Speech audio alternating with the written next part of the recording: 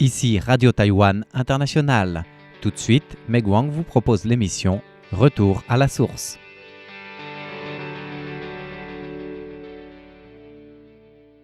Bonjour à tous et bienvenue à l'écoute de Retour à la source. Le 16 mai dernier, le Parlement a voté en troisième lecture la loi organique du ministère de l'Agriculture permettant d'élever la commission ministérielle de l'Agriculture au rang du ministère. Ce changement, dont les préparatifs ont commencé en 2011, répond à l'une des 7 principales réclamations du mouvement pour les droits des agriculteurs survenu il y a 35 ans.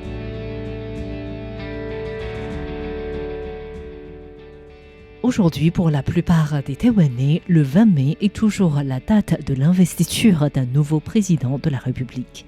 Mais pour des Taïwanais un peu plus âgés, le 20 mai est également la date pour commémorer le mouvement pour les droits des agriculteurs, qui était le mouvement le plus important depuis la levée de la loi martiale en 1987.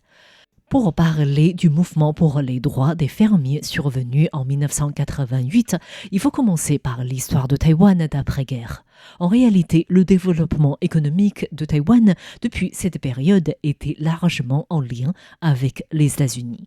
Avec l'implantation du gouvernement de la République de Chine à Taïwan, l'île a commencé à recevoir des aides américaines depuis 1951. Et pendant 15 ans, l'île a reçu environ 1,5 milliard de dollars d'aide de la part des États-Unis, permettant à Taïwan d'avoir des bases dans diverses infrastructures telles l'électricité, les transports ou les communications, ce qui ouvrait la voie à de futurs miracles économiques.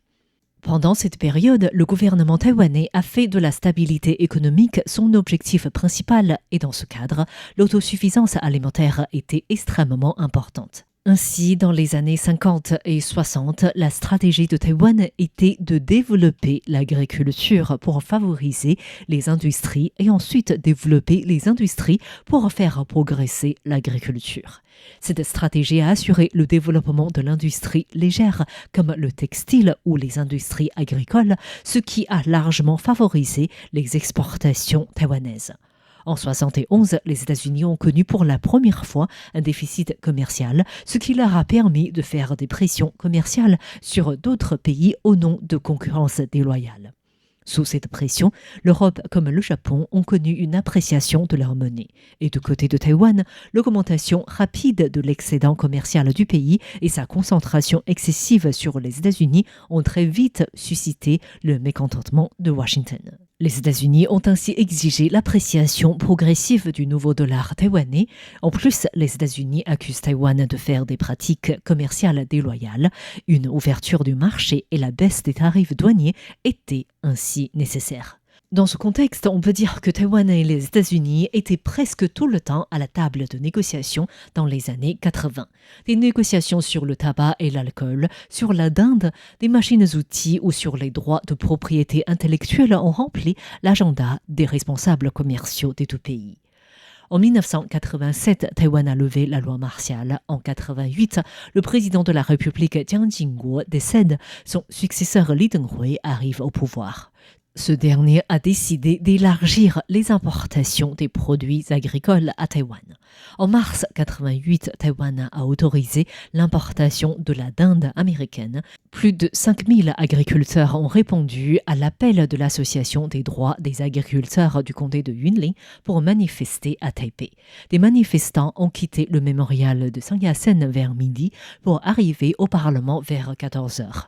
Seulement, le Parlement s'y était préparé avec des barbelés, des véhicules anti-émeutes, des camions des pompiers. La manifestation pacifique à l'origine s'était transformée en un conflit sanglant avec des arrestations inattendues et la police a ordonné l'évacuation des manifestants vers 1h du matin le 21 mai. 130 personnes ont été arrêtées, marquant le mouvement de rue le plus sévère à Taïwan après l'incident de Kaohsiung de 1979. 35 ans après le mouvement pour les droits des agriculteurs, la Commission ministérielle de l'agriculture est devenue désormais un ministère faisant réaliser l'une des 7 principales réclamations des fermiers de l'époque. Récemment, le président de la commission ministérielle de l'agriculture, Chen Jizhong, qui avait lui pris part au mouvement pour les droits des agriculteurs il y a 35 ans, la députée Cai Peihui, longtemps investie dans le mouvement paysan, l'écrivaine Wu Yingning, Lin Guoqing, professeur en économie agricole de l'Université nationale de Taïwan, ainsi que d'autres personnes qui s'intéressent au mouvement des fermiers, se sont réunies pour passer en revue le progrès de Taïwan en matière des droits des agriculteurs.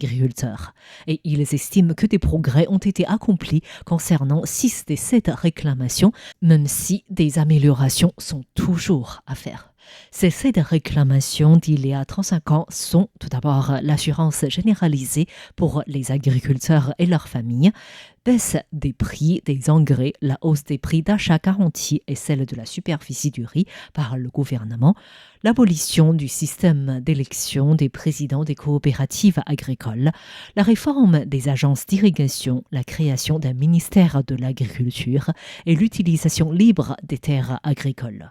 Ces spécialistes ont estimé tout d'abord que Taïwan a accompli des progrès continus dans l'assurance agricole. Selon le président de la commission ministérielle de l'agriculture, Chen Jizhong, à la fin 2022, plus de 962 000 personnes ont souscrit l'assurance maladie des agriculteurs non propriétaires des champs, des apiculteurs, des agriculteurs sur des zones publiques, des fermiers jeunes retraités, peuvent tous souscrire à cette assurance. 319 personnes ont souscrit l'assurance accident du travail pour les agriculteurs et 93 000 ont rejoint le système de caisse d'épargne retraite des fermiers.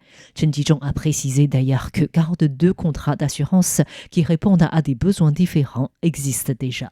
Quant à la deuxième réclamation, réduire le prix des engrais, Lin Huiru, fille d'un ancien manifestant du mouvement, a indiqué que le marché des engrais est déjà libre. Le professeur en économie Lin Guoqing estime que même sous l'influence de facteurs internationaux tels que l'épidémie de Covid-19 ou la guerre russo-ukrainienne, le gouvernement a agi pour que les prix des engrais à Taïwan ne soient pas trop influencés par ces facteurs internationaux. La troisième réclamation est la garantie d'achat concernant le prix du riz et la superficie des rizières. À ce sujet, les spécialistes estiment que compte tenu de la diminution de la consommation du riz dans le pays, il vaut mieux proposer des subventions environnementales pour l'agriculture saine au lieu de garantir une quantité d'achat du riz à un prix peu élevé. Le professeur en économie précise d'ailleurs que la garantie d'achat qui diminue le revenu des agriculteurs et qui ne propose pas de système modernisé de l'offre et la demande risque d'être examiné lorsque Taïwan doit adhérer le CPTPP. La quatrième réclamation est l'abolition du système d'élection des présidents des coopératives agricoles. À ce sujet, Taïwan n'a accompli aucun progrès. Les présidents des coopératives ne sont toujours pas élus directement par les fermiers. Ils sont élus par les membres des coopératives et ce président, soi-disant élu, désigne par la suite lui-même les membres du comité d'administration. Ainsi, jusqu'à aujourd'hui, les coopératives sont toujours dominées par les mêmes personnes, parfois proches des clans locaux. Quant aux autres réclamations, des réformes des agences d'irrigation ont été réalisées et le ministère de l'Agriculture déjà établi. Quant à la grande question de l'utilisation libre des terres agricoles, le problème se pose essentiellement pour 2 raisons. Tout d'abord, à la suite de l'amendement des réglementations du développement agricole en l'an 2000, l'achat des terrains agricoles n'est plus réservé aux fermiers. Les prix des terrains agricoles ont ainsi largement augmenté en flèche. En 2018, le prix moyen de terrain agricole par hectare s'élève à environ 48 millions de dollars taïwanais, c'est-à-dire environ 1 400 000 €, soit une hausse de 3 fois en 8 ans. Ainsi, sur des terrains agricoles qui devaient être destinés à l'usage agricole, même après l'amendement des réglementations en l'an 2000, il y a des usines illégales, des bâtiments résidentiels, mais plutôt commerciaux, comme des auberges. Mais il y a aussi sur ces terrains agricoles des restaurants ou même des installations funéraires. Avec la vente des terrains agricoles et la question d'héritage des terrains, les parcelles à Taïwan sont de plus en plus petites. Actuellement, entre 20 et 30% des terrains sont inférieurs à 900 mètres carrés. Et pour les spécialistes, cette situation pèse sur l'introduction des technologies pour renforcer la productivité agricole. Ils conseillent ainsi que le gouvernement mette en place un système de terrains en réserve pour que l'État devienne propriétaire des terrains agricoles abandonnés en raison du vieillissement des fermiers pour que des jeunes ayant envie de se lancer dans ce secteur puissent louer des terrains à un prix raisonnable. 35 ans après le mouvement pour les droits des agriculteurs, beaucoup de progrès restent donc ainsi à faire.